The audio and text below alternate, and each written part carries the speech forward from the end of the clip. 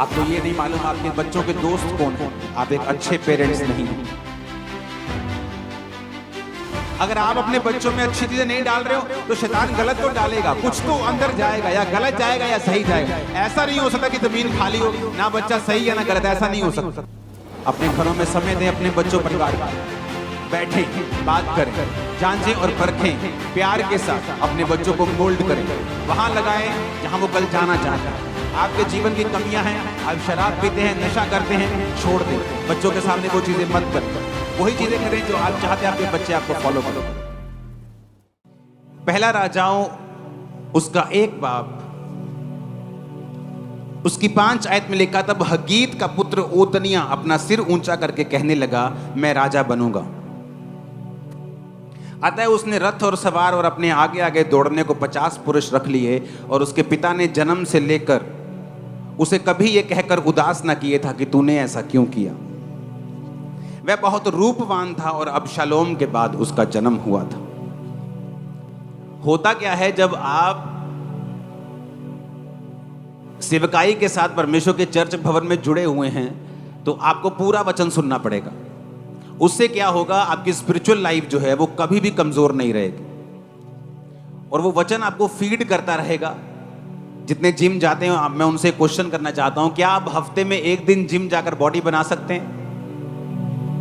आप हफ्ते में 1 दिन खाकर जिंदा रह सकते हैं? हाँ, जिंदा रह सकते हैं, पर क्या हेल्दी रह सकते हैं? नहीं। कभी आप 15 रोटी खा लें एकदम से, फिर 2 दिन कुछ नहीं खाएं, फिर उसके बाद 3-4 दिन बाद फिर 20 रोटी खा लें, आप जिंदा रह सकते हैं, कैलोरी काउंट को पूरा कर सकते हैं, लेकिन हेल्दी नहीं रह सकते। इसलिए बाइबल में लिखा, प्रभु ने कहा मेरी रोज की रोटी मुझे रोज दे। अब एक चीज जो मैं आपको वचन से बताऊंगा वो आपके लिए है। इसमें लिखा है कि दाऊद का बेटा ओतनिया सिर ऊंचा करके कहने लगा, मैं राजा बनूंगा।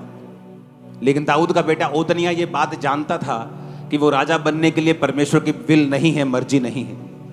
वो शरीर से उठा, शरीर की ताकत के द्वारा, स्किल के द्वारा, अपने टैलेंट के द्वारा वो काम करना चाहता था।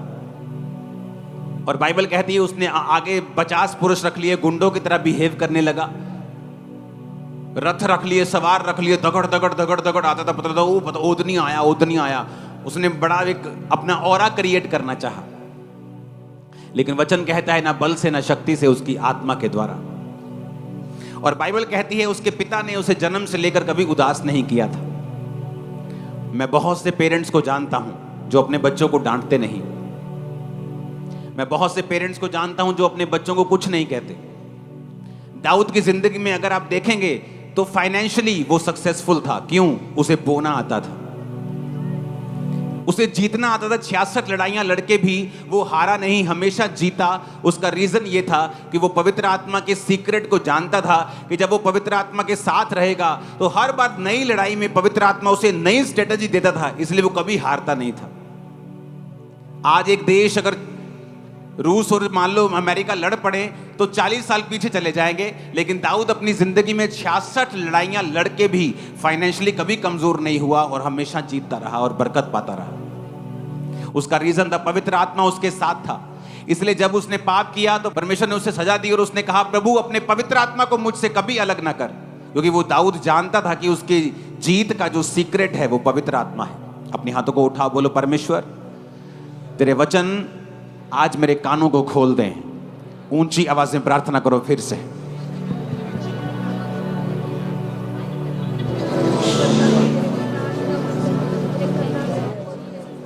आमीन।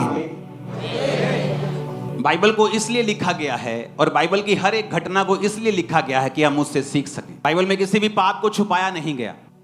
मोआब किससे जन्मा था? लूत की अपनी बेटी से, छुपाया नहीं गया। लेकिन परमेश्वर ने कहा मोआब जो पाप से जन्मा है मेरी हुजूरी में कभी ना आए, और मोआबियों से हमेशा परमेश्वर नफरत करता रहा। हर एक इंसिडेंट को, हर एक घटना को बाइबल में लिखा गया ताकि जब आने वाले समय के करोड़ों खरबों विश्वासी इसे पढ़े तो वो इनसे सीख सकें। दाऊद अपनी जिंदगी में हर जगह कामयाब था अपने परिवार को छोड़ के। उसका परिवार एक बहुत बड़ा मेस था, उसका परिवार एक बहुत बड़ी गड़बड़ था। दाऊद का परिवार एक ब्लेस्ड परिवार नहीं था। उसका रीजन था दाऊद का बैतशेबा के साथ पाप करना, हित्ती उरिया को मरवाना, और उसके बाद परमेश्वर का श्राप उसके परिवार के ऊपर आया कि तूने किसी का परिवार खराब किया है, अब तेरा परिवार भी खराब होगा।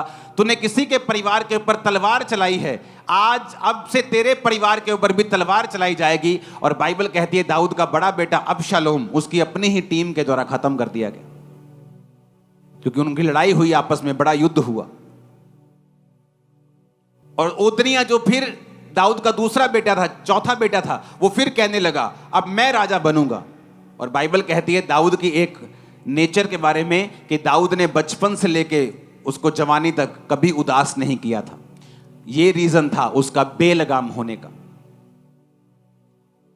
आज कुछ माएं बच्चों को कुछ नहीं कहती, नहीं जी बच्चा है, पहले बच्चा है कुछ नहीं कहती, नहीं जी जवान हो गया कुछ करना लगे, फिर जवानी में कुछ नहीं कहती, फिर जब बड़ा हो जाता हाथ से निकल जाता फिर वैसे नहीं कुछ कह पाती। पहले अपनी बेटी के पाप को छुपाती रहती, जब पाप सांप सपोला बड़ा होके अजगर बन जाता है और उनको भी निगल लेता है फिर रोती हैं। आपके पास आज पावर है कि आप दूसरे के घर को खराब कर सकते हो, लेकिन वेट करो आपका भी समय फिर आएगा। आज आपके पास पावर है, आप किसी के पास चोरी कर सकते हो, इंतजार करो तुम्हारा भी समय आएगा जब तुम्हारी चीजें भी चुराई जाएंगी और तुम रोओगे कि हो ये क्यों हो गया, ये कैसे हो गया, क्योंकि तुमने भी चुराया था जब तुम किसी ड्यूटी पर थे। तो जब चुराते हैं तो तब आवाज नहीं आती, लेकिन जब न्याय होने वाला होता है, जब न्याय होता है, तब मालूम होता है कि मेरे साथ वो सब कुछ हो रहा है जो मैंने बोया था, वही मेरे परिवार के साथ हो रहा है जो मैंने दूसरे के साथ किया, वही मेरे साथ हो रहा है जो मैंने अपने बॉस के साथ किया। इसलिए बाइबल कहती है दिया करो तो तुम्हें भी दिया जाएगा, जो कुछ तुम बोओगे वो तो कुछ तुम काटोगे, तुम ज्यादा बोओगे ज्यादा काटोगे। अब तुम देखो तुमने ज्यादा कांटे बोने हैं या ज्यादा फल बोने हैं या ज्यादा गेहूं बोना है, वो तुम देखो तुमने क्या बोना है। आपको ये नहीं मालूम आपके बच्चों के दोस्त कौन हैं, आप एक अच्छे पेरेंट्स नहीं हैं। आपको नहीं पता आपके बच्चों के दोस्त कौन हैं, आप एक अच्छे माता पिता नहीं। आपको नहीं पता आपके बेटी की सहेली कौन है, वो किस परिवार से है, वो क्या करते हैं, वो कैसे बात करती है, क्या उसका चरित्र है, आप एक अच्छी मां नहीं हैं। आपके बच्चे जिन जिन के भी कांटेक्ट में आते हैं, आप उन सब के साथ आपका कांटेक्ट होना चाहिए।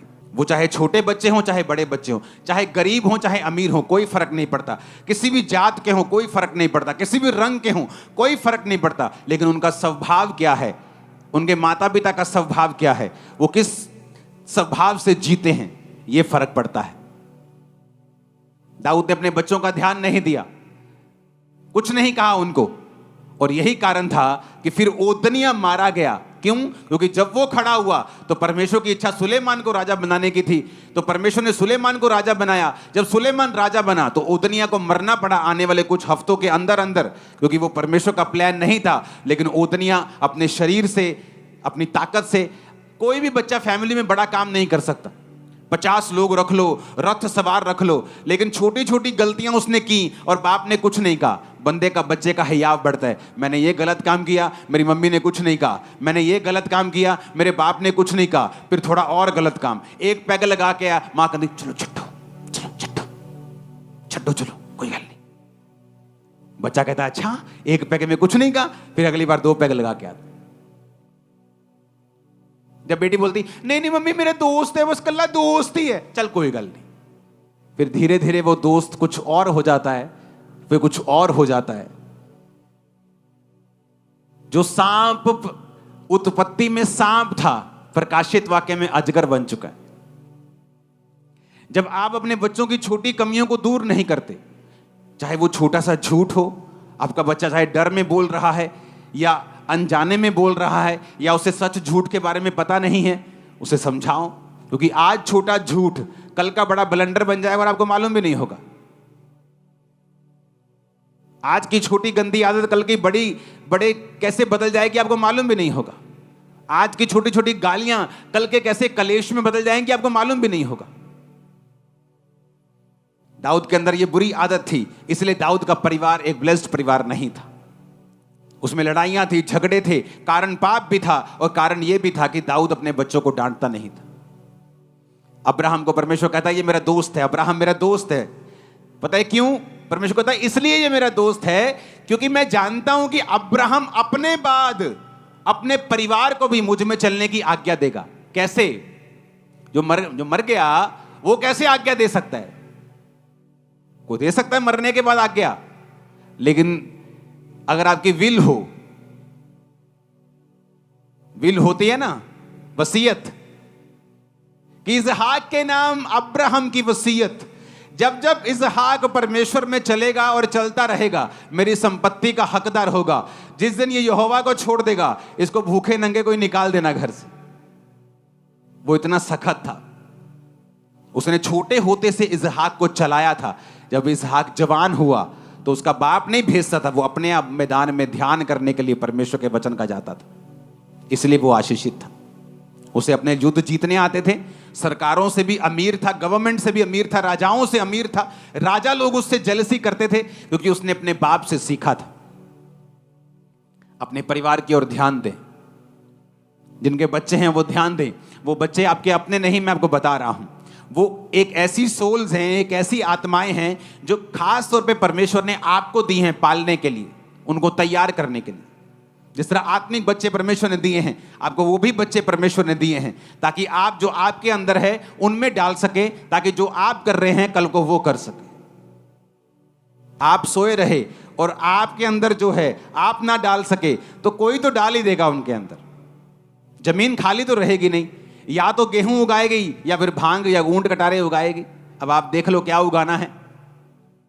अब कुछ तो उगेगा। अगर आप अपने बच्चों में अच्छी चीजें नहीं डाल रहे हो तो शैतान गलत तो डालेगा, कुछ तो अंदर जाएगा, या गलत जाएगा या सही जाएगा। ऐसा नहीं हो सकता कि जमीन खाली हो ना बच्चा सही या ना गलत, ऐसा नहीं हो सकता। या तो वो सही की तैयारी कर रहा है या गलत की तैयारी कर रहा है। अपने घरों में समय दें, अपने बच्चों परिवार को, बैठें, बात करें, उनके दोस्तों को, उनकी सहेलियों को देखें कौन है वो, किस तरह से वो बात करते हैं, जांचें और परखें। प्यार के साथ अपने बच्चों को मोल्ड करें, वहां लगाएं जहां वो कल जाना चाहते हैं। आपके जीवन की कमियां हैं, आप शराब पीते हैं, नशा करते हैं, छोड़ दें। बच्चों के सामने वो चीजें मत करें। वही चीजें करें जो आप चाहते हैं आपके बच्चे आपको फॉलो करें। आप ब्लेस्ड हैं यीशु मसीह के नाम में। अब मैं आता हूं आज के वचन के ऊपर। आप नोटिस करेंगे नीति वचन 23 उसकी 7 आयत, मत्ती 12 उसकी 34 आयत, निर्गमन 19 उसकी 5 आयत, यूहन्ना 20 उसकी 21 आयत, पहला पत्रस 2 उसकी 9 आयत। मैं फिर से बोलूंगा, आप नोट करेंगे। नीति वचन 23 उसकी 7 आयत, मत्ती 12 उसकी 34 आयत, 19:5 निर्गमन की 19 उसकी 5 आयत, यूहन्ना 20 उसकी 21 आयत, पहला पत्रस 2 उसकी 9 आयत। मैं पढ़ूंगा नीति वचन 23 उसकी 7 आयत को। क्योंकि जैसा वह अपने मन में विचार करता है वैसा वह आप है। For as he thinketh in his heart, so is he। Bible कहती है जैसा तुम अपने मन में विचार करते हो तुम वैसे ही हो। इसका मतलब यह है कि यह बहुत जरूरी है कि आपके मन का विचार क्या है, यानी आप अपने मन में अपने लिए क्या सोचते हैं कि आप कौन हैं। मेरी लाइफ की सबसे बड़ी प्रॉब्लम 2004 और 5 में यह थी कि मैं ये मानने के लिए तैयार नहीं था अपने अंदर कि मैं परमेश्वर का सेवक बन सकता हूं। जबरदस्ती ले हैंड करवाती थी टीम कि चलो ले हैंड करो, प्रेयर करो, लेकिन मुझे विश्वास नहीं था कि मैं एक सेवक हूं। तो मुझे बार बार बताया जाता था कि तू परमेश्वर का सेवक है, तू प्रभु का सेवक है, लेकिन मेरी लाइफ की कंडीशंस ऐसी थी कि मेरे मन में ये फेथ नहीं था। और जब तक आप पूरी तरह से विश्वास में नहीं भरते, आपकी लाइफ की बहुत सारी मुसीबतें आपको छोड़ के नहीं जाती। तो मुझे विश्वास दिलाया गया और मुझे बोला गया कि तुझे शीशे के सामने खड़ा होना पड़ेगा और रोज अंगीकार करना पड़ेगा कि तू प्रभु का महान दास है, तू प्रभु का सामर्थी दास। इस तरह से मैं बोला करता। मेरे मन में 1% भी विश्वास नहीं था कि जो मैं बोल रहा हूं ऐसा है भी कि नहीं भी। लेकिन कई बार जब आप बोलते हैं, वचन को पढ़ते हैं और आप वचन को अपने अंदर समाने देते हैं तो क्या होता है। पहला पत्रस 2 उसकी 9 में लिखा है, परंतु तुम एक चुना हुआ वंश हो, राज पदधारी हो, याजकों का समाज हो, पवित्र हो, निज प्रजा हो। प्रभु ने तुम्हें अंधकार में से अपनी अद्भुत ज्योति में बुलाया है, उसके गुण प्रकट करो। निर्गमन 19:5 में लिखा, इसलिए यदि तुम निश्चय मेरी मानोगे, मेरी वाचा का पालन करोगे, तो सब लोगों में से तुम मेरा निज धन ठहरोगे। तब मुझे वचन समझ आया। वचन में ये लिखा था कि मुझे अपने आप को वैसा देखना पड़ेगा जैसा वचन कहता है, नहीं तो मैं वो नहीं बन पाऊंगा जो वचन मुझे बनाना चाहता है।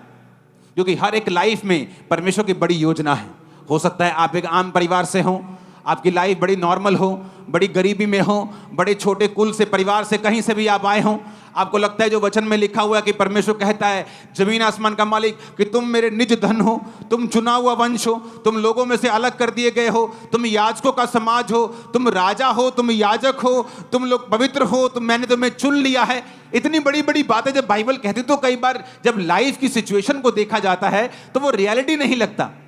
लेकिन अगर हमें रियलिटी पैदा करनी है, सच्चाई पैदा करनी है, आशीष पैदा करनी है, बड़ी बरकत अपनी जिंदगी में से पैदा करनी है, हमें सहमत होना पड़ेगा वचन के साथ जो वचन कहता है। इसलिए बाइबल में लिखा है, जैसा तू अपने मन में विचार करता है वैसा ही तू है। फिर एक बदलाव का समय आया। वो बदलाव का समय था जब मुझे पता लग गया कि खुदाबंद ने मुझे चुना है, एक बड़े काम के लिए चुना है। मेरे शब्द चेंज हुए। अगर किसी विश्वासी में बदलाव आप देखते हो तो उससे पहले का स्टेप यह है कि उसके शब्द चेंज होना शुरू हो जाते हैं। फिर वो अपनी बीमारी के बारे में बात नहीं करता, वो ये बारे में बात करता है कि जीसस क्राइस्ट सब कुछ कर सकते हैं, उसके कोड़े खाने से मैं चंगा हो चुका हूं, चंगी हो चुकी। वो अपने संघर्ष के बारे में बात नहीं करता, वो वचन के बारे में बात करता है, विश्वास के बारे में बात करता है। हालेलुया। कोई आपसे पूछ सकता है, हो तेरे माथे पे तो अभी भी वो तेरा तू ठीक नहीं हुआ। आप उसे बता सकते हो, इस संडे चर्च में बहुत बड़ी बड़ी गवाहियां थी। आज प्रभु ने बड़े बड़े लोगों को चंगा किया, बड़े बड़े सालों के बाद लोग व्हील चेयर से उठे, बहुत बहुत सालों के बाद लोगों ने अपने बेबीज को पाया। उसके कोड़े खाने से मैं चंगा हो चुका हूं, ये तो कुछ भी नहीं, ठीक हो जाएगा, अभी देखना तुम ठीक हो जाएगा। वो नहीं रहेगा, क्योंकि आपको जवाब देना आ चुका है। जैसा तू अपने मन में सोचता है तू है, वैसा ही तू बन जाएगा। लेकिन आप अपने मन में क्या सोचते हैं, ये कभी नहीं हो सकता, ये चीज कभी नहीं हो सकती, ये बरकत मैं कभी नहीं पा सकता, मेरा वीजा कभी नहीं आ सकता, मैं फाइनेंशियली स्टेबल कभी नहीं हो सकता। इसीलिए कहता हूं वचन पढ़ो, रोज वचन सुनो, संडे थर्सडे वचन सुनो। वचन सुनते जाओगे, तुम्हें समझ आती जाएगी। जब समझ आती जाएगी तुम वैसा बोलते जाओगे, जैसा बोलते जाओगे फिर वैसा होता जाएगा। आमीन बोलो जोर से। कलीसिया क्यों आशीषित होती है? दो तरह से। जब कलीसिया वचन को सुनती है, वचन को मानने लगती है, वचन पर विश्वास करने लगती है और वचन को बोलने लगती है, वचन का प्रचार करने लगती है, फिर वो नहीं बोलती जो उसकी सिचुएशन है, जो धरती पे हो रहा है, जो उसकी लाइफ में घट रहा है, फिर वो बोलती है जो वचन में लिखा हुआ है। और धीरे धीरे आपको वही रिजल्ट मिलने लगते हैं जो वचन में लिखे हुए हैं। और दूसरा हिस्सा कलीसिया कैसे आशीषित होती है? कलीसिया आशीषित होती है जब वो एक जीवित चर्च में चली जाती है। आप जीवित चर्च में रोपे जाते हैं, आप लगाए जाते हैं, उसके बाद आप जीवित चर्च के दर्शन को सुनते हैं। पौलुस ने कहा, जितने लोग मेरे दर्शन के साथ जिन्होंने बोया है, प्रार्थनाएं की हैं, परमेश्वर तुम्हारी घटियों को पूरा करेगा। उसने सब लोगों को नहीं कहा। आज सारे क्रिश्चियन उठ के इस वचन को क्लेम नहीं कर सकते कि परमेश्वर मेरी हर घटी को महिमा सहित मसीह यीशु में पूरा करेगा। नहीं करेगा।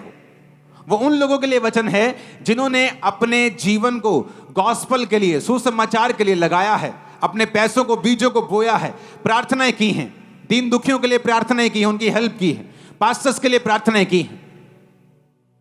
आप कैसे ब्लेस होते हैं? जब आप वचन सुनते हैं, मानते हैं, और दूसरा जो दर्शन परमेश्वर ने जिस कलीसिया में आपको भेजा है, आप उस दर्शन में शामिल हो जाते हैं, आप इस विजन में शामिल हो जाते हैं कि हम भी आपके विजन में, यीशु समाचार फैलाने के विजन में हम भी शामिल हैं। तो कलीसिया आशीषित होना शुरू होती है और उसकी लाइफ के अपने मसले जो हैं वो खत्म होना शुरू होते हैं। ऊंची आवाज में हालेलुया बोलो। और इसलिए बाइबल कहती, पौलुस उनको कहता था कि तुम्हारी हर घटी को वो इज्जत के साथ पूरा करेगा। क्यों? क्योंकि तुमने मेरे दर्शन में मेरा साथ दिया है। आज कलीसिया इसलिए आशीषित नहीं होती कि वो आकर सिर्फ प्रेयर अटेंड करे, वो इसलिए भी आशीषित होती है कि जब परमेश्वर उस दर्शन को, जो परमेश्वर ने अपने दास को दिया है, उसको पूरा करने के लिए वो प्रेयर्स करती है। और जब आपको पहले से बताया जा रहा है, ये बात इसलिए नहीं बताई जा रही कि आप अब चुगलियां करें, अच्छा इतना होना, आपको इसलिए बताई जा रही है कि आप इसके लिए क्या करें, प्रेयर करें कि ऐसा ना हो, ऐसा ना हो, शैतान शर्मिंदा हो, उसकी योजनाएं नाश हो, उसकी प्लानिंग्स नाश हो। आप फास्टिंग करेंगे, आप प्रेयर करेंगे, और जब प्रभु देखता है आपको कि मैंने परमेश्वर के दास को एक दर्शन दिया, उसने लोगों को बताया, लोगों ने सुना, रिस्पॉन्स किया, कुछ ने रोजे रखे, किसी ने प्रेयर शुरू की, कोई रात को कर रहा है, कोई दोपहर को कर रहा है, और जब परमेश्वर आपको देखता है कि आप किंगडम में एक वैल्यूएबल एसेट बनते जा रहे हैं, कि आप उसके राज्य में काम आ